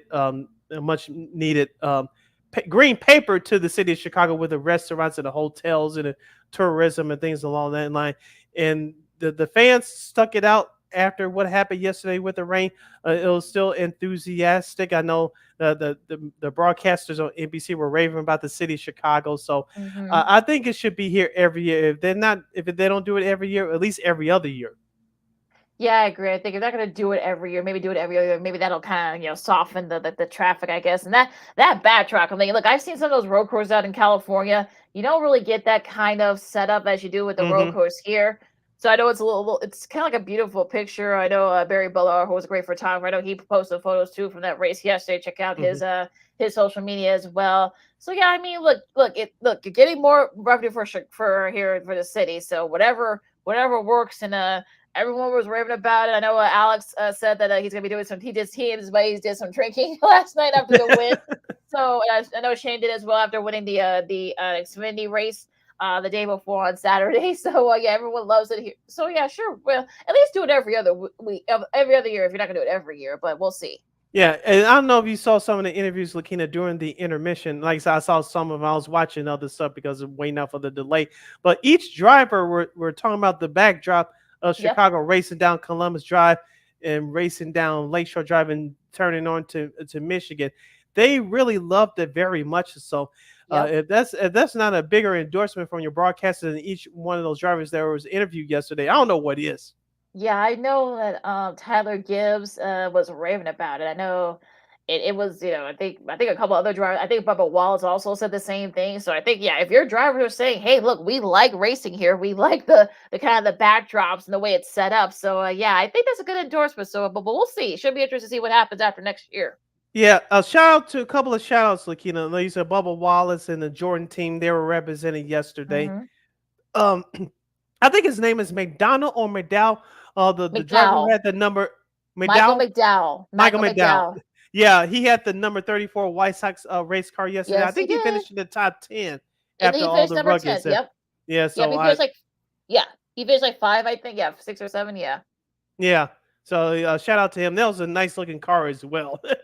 That's beautiful, and of course, they tried to talk to him, but of course, the mics were kind of active. That they did actually get the tail end of the interview. So how fitting, of course, but how fitting, but whatever. So yeah, so they're going to show the replays of the race. So I'm sure NASCAR has on their website. So you can catch Peacock the highlights. too. Yeah, Peacock. Yeah, and I'll shoot on Peacock too. Yeah, so you can catch the replay on Peacock too if you missed it. If you got it. Yep. You're listening to Second City Sports on Sports on Chicago City. Lakina hanging out here with you on this Monday edition of the program. Sports media, not before we get to sports media news, Lakina, Wimbledon yesterday. I forget the guy's name on the men's side. The brother lost to Alcaraz from Spain last Friday. I did get a chance to watch. Yeah. I know he lost, and I was disappointed. Not mad, but you know what I mean. Oh, Ben Shelton, yeah. Yeah, I was mad. So, but yesterday, Lakina, I wake up on Sunday morning. I had nothing to do. I was looking forward to the NASCAR race, which we talked about just now. But I said, let me turn on ESPN, and guess what? I saw who on my television? Miss Madison Keys. Whoa. Yeah, so her and Jasmine Pioli, if I'm pronouncing her name Yep, correctly. you got it. It was a very good match, and then of course, um, Madison Keys' left hamstring started to act up, Yeah. and you could tell she was trying to give it a go, but she couldn't anymore, which I thought was a smart decision. We talk about it with hockey players too, but we talk about it with football players, baseball players, and basketball players all the time.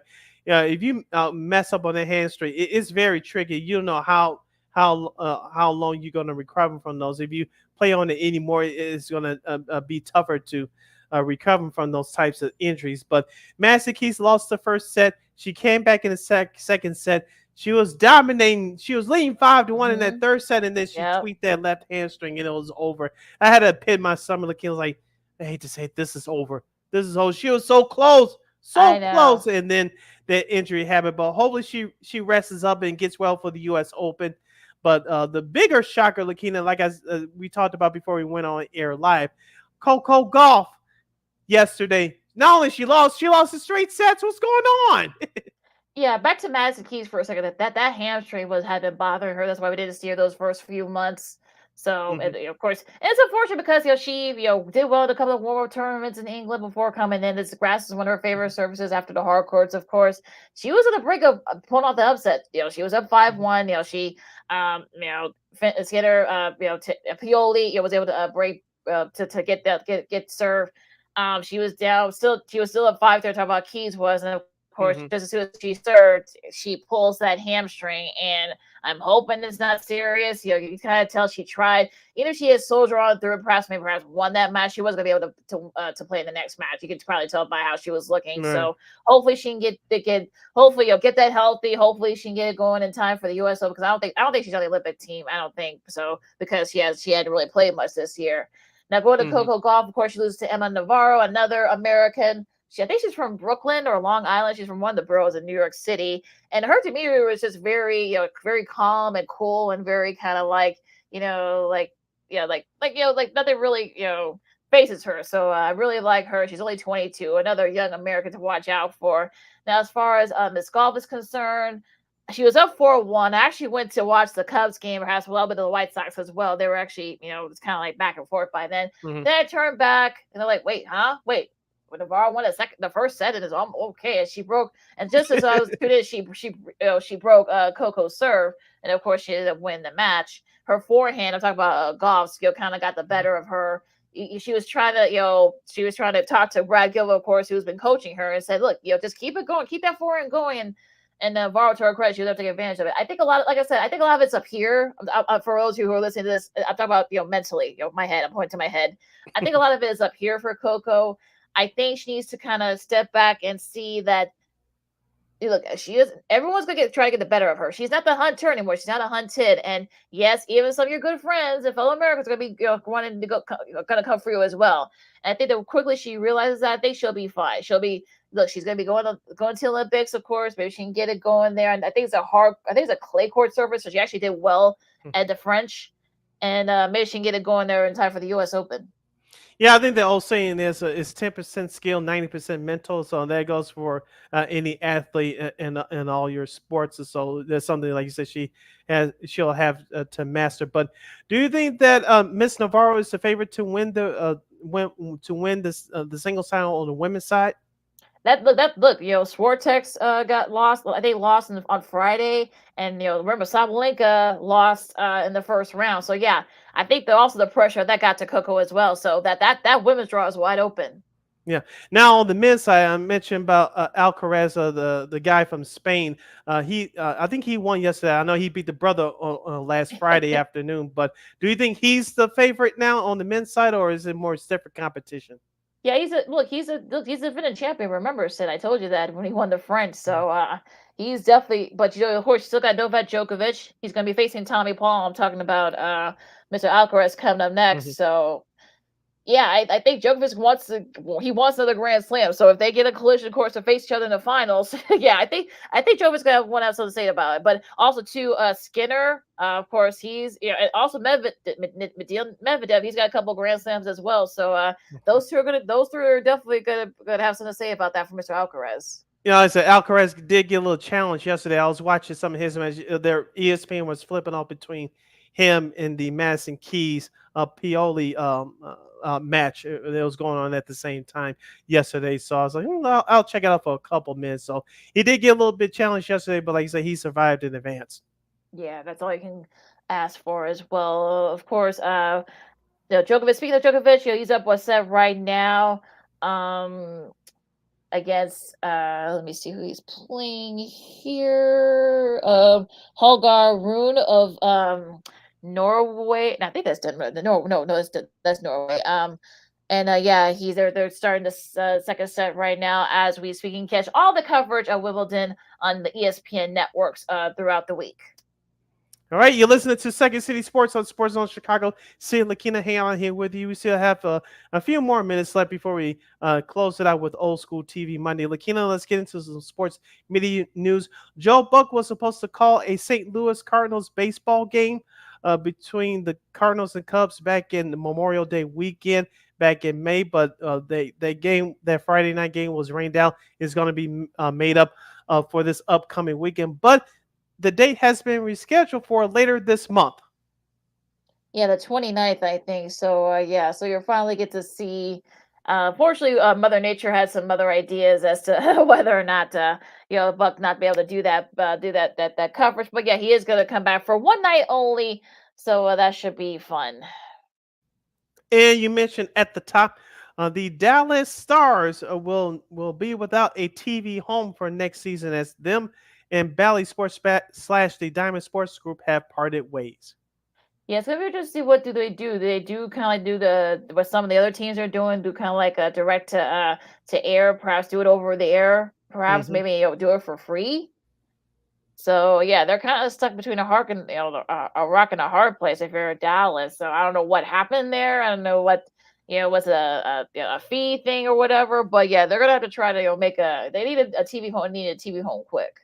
Yeah, because of the Utah Hockey Club, formerly known as the Arizona Coyotes, their games were produced by the NHL last year, and I think theirs were the direct to consumer as well, just like the other teams in the in the Phoenix market. So I wouldn't be surprised if the Dallas Stars would go that route. And I think that's probably their only option. Of course, we talked about what happened in baseball with the high ironic enough, the three teams that happen to reside in NL West with the San Diego Padres, Colorado Rockies, and the Arizona Diamondbacks, with them breaking away from Bally Sports. Their games are being produced by Major League Baseball. So I think that's probably the route that the Dallas Stars will go here as far as direct to consumer. Unless they find another company, their games will be produced by the NHL.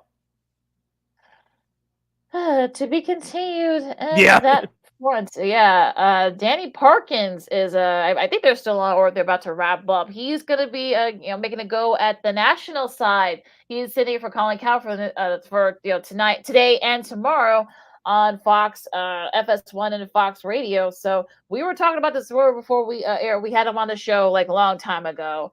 In studio, yep.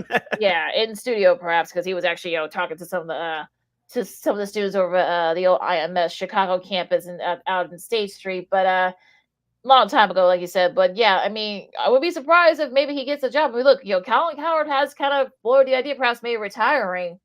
He doesn't need the money anymore. He's made millions. Or taking it to here in Chicago. I heard those rumors too. I know he kind of said that him and his wife like the city of Chicago. He can go to more games if he can move his show here, but that remains to be seen. I know Collier has 1 year remaining on his contract with Fox, but we'll see what happens there. But as far as Danny Park is concerned, of course, him and Spiegel do a great job on the score. They're the #1 afternoon show.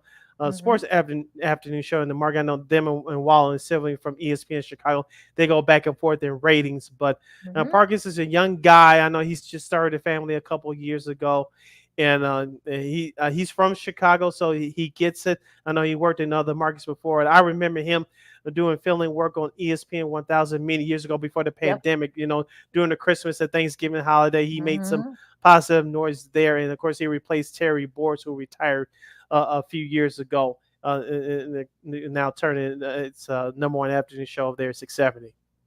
Yeah, so I wouldn't be surprised if we talked about it earlier, so I would be surprised if he does decide to perhaps maybe, give him the national, go national perhaps. Yeah, Like he I has said, the lock it up. credential. Yeah, he has the credentials to do it. I know him and Nick Wright, who does First Things First on FS1. They're good friends. They go back a long ways. Plus, he filled in for, I believe it was Chris Broussard a couple of months ago on Yep. that show. So Mhm. he could do television as well. I know he did some local stuff here in Chicago as far as being on panels and stuff on the sports Yeah. shows here locally. So he's no stranger to this. If he goes national, don't be surprised that we told you so here first on Second City Sports. Not that we're saying that. No, I don't want Mitch Rosen to be mad at us. So Mitch, we're just saying it out of, off the cuff. We're not predicting that it's gonna happen. We don't know So anything. we know nothing, Mitch. I promise. But yeah. Going back into soccer going to soccer for a second. It got to the semifinals of both the the Euros and the Copa America. No U.S., but you got tomorrow. Of course, you got Spain and France. That'll be at 2 o'clock on Fox. Also, on FS1, the Copa America final. No U.S. there. Like I said, it'll be Canada and Argentina at 7 tomorrow. So that should be an interesting one. And then you got the second semifinal for the Euros. You got Netherlands and England at 2 on the big Fox network, and on FS1 at 7, you got Uruguay and Colombia, the two South American squads. So should be all great. Copa America Euro semifinals here at the soccer. I know. Yeah, I know.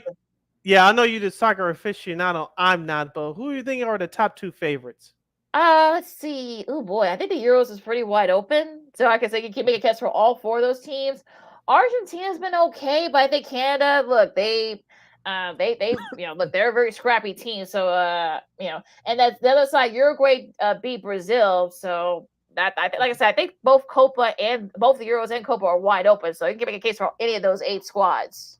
Excuse me for framing this statement this way, but with all due respect, but really, Canada's not really known for hockey. No, I just said something stupid. They're known for hockey, and they're like we talked about with USA basketball earlier. They're coming up in basketball, but they're not really knowing anything as far as soccer is concerned. Remember, well, it's nice to see them growing in other sports as well. Yeah, remember the women are defending champions in the Olympics, though. Okay. Remember they beat the U.S. In that weird Olympic back in Tokyo in 21. So yeah, the women have been great. The men are kind of up and up. So if they end up upsetting Argentina, look, this could be a nice big step for them. So we'll see. All right. You're listening to Second City Sports on Sports Zone Chicago. Sid Lakina here with you on the Monday edition. Any other news and nuggets before we end it with Old School TV Monday? I think I'm good. Like you said, I mean, of course, you got the Giants. Hard Knocks, airing now. I have not watched. I know the first episode was released last week, but I haven't watched it yet. Have you watched it yet? Nope. Okay.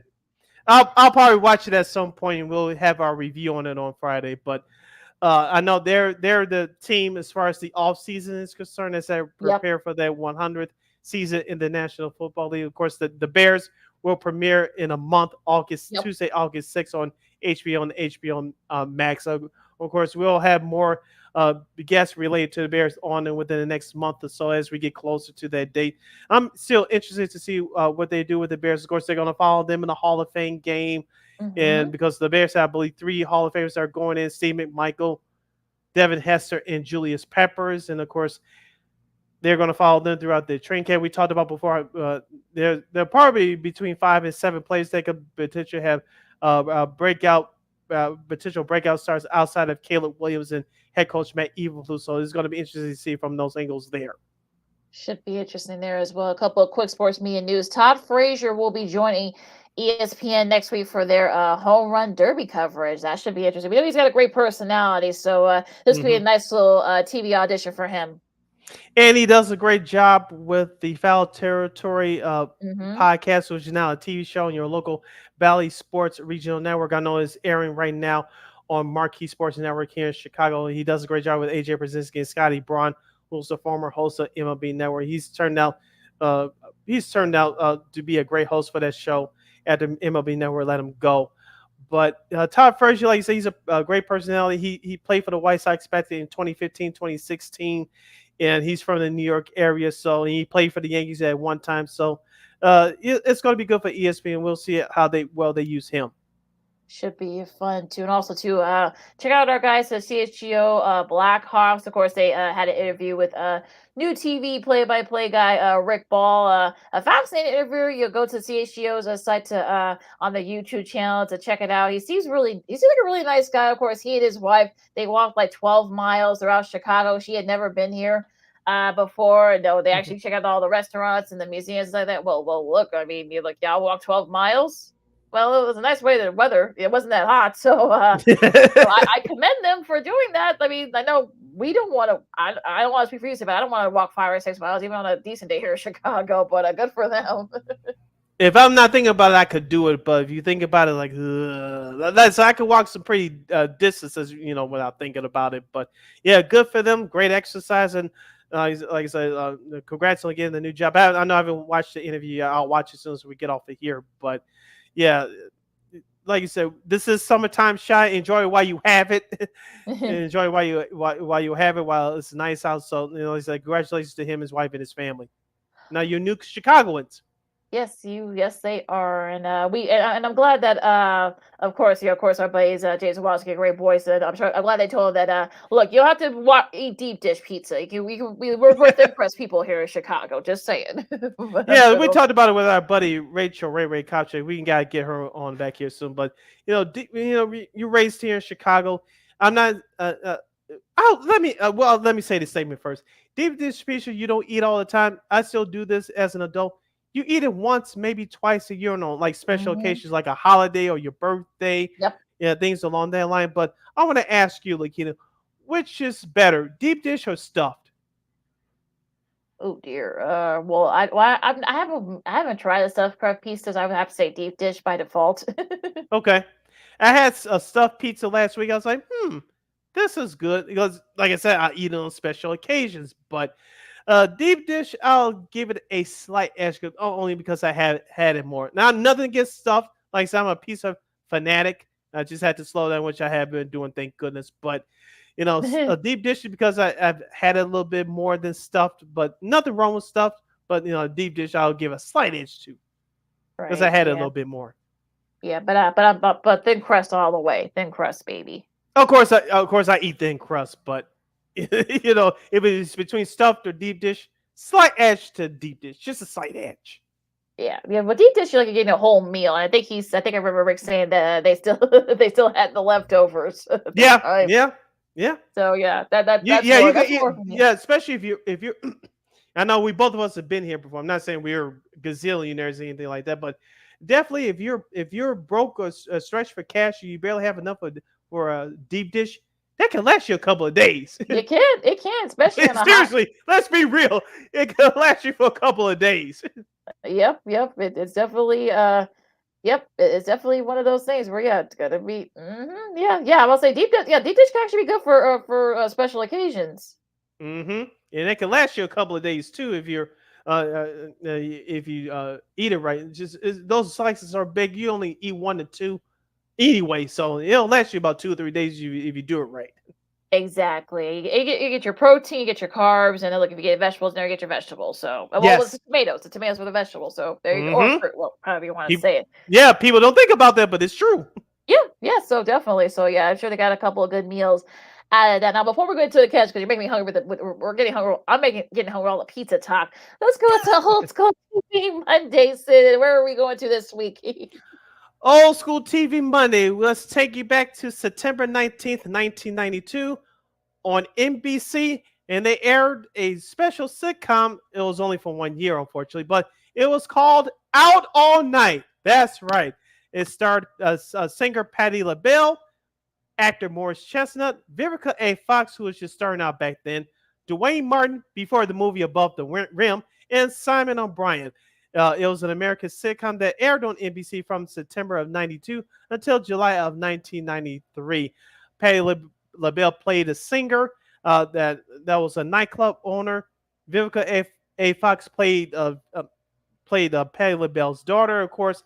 Morris Chestnut, his character's name was was Jeff Carswell. He played a college graduate who tried to become a manager of a nightclub. And Dwight Martin Vidal Thomas, he played Morris Chestnut's best friend, Lakina. And let me get to some of the guest stars that appeared on that program. As far as the music acts, Luther Vandross, MC Hammer, TLC, Shy. Remember them? Yes. Those guys could sing. Yes, they could. Just to name a few. And you had Mary J. Blige, Dionne Warwick, and Kadeem Hardison. I know he wasn't a singer, but he was one of the guest stars on that show as well. Yeah, and it was definitely for a lot of those folks. For some of them, I know Mary J. had just came out into the scene back then when the song, I think her Real Love had just came out.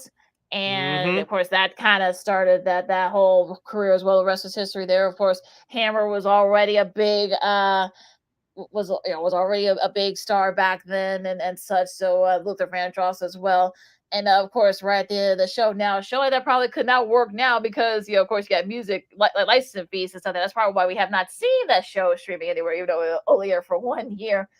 But yeah, I thought it was a really good, really great show. NBC, I know they promoted a lot back then, and unfortunately, the ratings just couldn't, just didn't take off. It got canceled. It got pulled mid season, and it didn't air. It's like later that spring to finish out their run. And unfortunately, it wasn't picked up for a second season. I think it was one of those shows where if it came out like maybe 2 years later, it probably would have gotten to new life on UPN, I think. Yeah, and remember it aired on Saturday nights on NBC. So and that was the last of the those news sitcoms that aired on Saturday nights. If you really know your history, you remember these writers, Andy Borowitz and Susan Borowitz and Rob Edwards. Those writers were behind the writing of The Fresh Prince of Bel-Air. Yep. Yeah, so yeah, and unfortunately that still did not help them, unfortunately. So like I said, they really hyped the show. Like I said, unfortunately by the time it started airing on Saturday nights, like I said, that was back when the networks actually cared about competing with scripted shows on Saturdays. But I think we're kind of getting to a point where most folks were starting to get cable and sports started airing on Saturday nights, and people were starting like, oh, you know what, I really don't want to watch a television show on Saturday nights or or what have you. But yeah, I think Johnny Gill, I believe, was yes, he was as well. Yes. Yeah, Bobby Brown too. Boys yes. and Jodeci. Yeah. Oh yeah, Jodeci. Oh yeah, I remember that Jodeci episode. Yeah. So it was actually pretty funny. Like I said, I think they really didn't know. You really don't know what to do with a sitcom like that, about a young adult sitcom. So it was kind of like I can kind of see why the show didn't get picked up. But like I said, if it aired 2 years later, it probably would have gotten new life on UPN. Yeah, because they was doing all those black shows back then. One more nugget before we close out. This was not Patty, for you younger listeners and viewers. This was not Patty LaBelle's first acting gig. Remember, she played Kadeem Hardison's mother on A Different World. Remember her and Diane Carroll, who played Whitley Gilbert's mother. They used to have this back and forth bibbling rivalry. It was a funny exchange between those two characters. I loved it personally. I know we did A Different World back a few months ago, but the Out on Night was Patty LaBelle's first starring TV gig, but it was not her first TV gig. She actually, like I said, she did her guest appearances on A Different World a few years before. Yes, she did. That was one of the few bright spots from those later years of the show. That was actually pretty funny. Yeah, with that little thing with her. Rest in peace, Miss Diane Carroll. That was funny. But yeah, going back to Out at Night for a second, real quick before we disperse. But yeah, I mean, one of my favorite episodes. I forgot. I have a couple. I think it was shoot, because I haven't seen it in a while, in years. So, but it's on YouTube, folks. Yeah, I know, and I think that's how I started watching, but I haven't watched it in a while. I think it was a Jodeci episode. I think that was really one of my favorite episodes. But yeah, and also too, Vidal, Dwayne Martin's character, of course. Charisse, who's just Vivica Fox's character, will return her feelings, but it was all just to kind of like organize a party, I guess, for Jeff, I believe. Or maybe it was for her mom. And I think that was a pretty funny. They had to kind of, because we know that Vidal would have told Jeff about the surprise. I think that was my favorite episode. I like one of my favorite episodes was the TLC episode. Of course, this is when when they performed "What About Your Friends," and Yes. they was just starting at the time on TLC, and I think Morris Chestnut's character, he was trying to become the manager of the nightclub, Yep. and Patti LaBelle said, "I know what you're trying to do, but and she put him in some tough situations, like, young man, like you're driving out, just paraphrase, I love you driving out, but you're just not ready yet. You're just not ready yet." So they had some subtle messages in there too, if you paid attention to those episodes.